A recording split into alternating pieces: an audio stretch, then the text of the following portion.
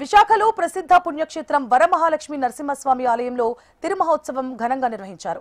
హరినామ స్మరణతో ఆలయ ప్రాంగణం మార్మోగింది.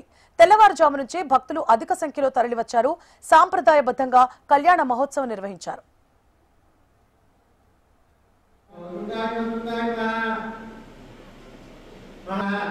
ఇట్లా బాగా నిర్వహించడం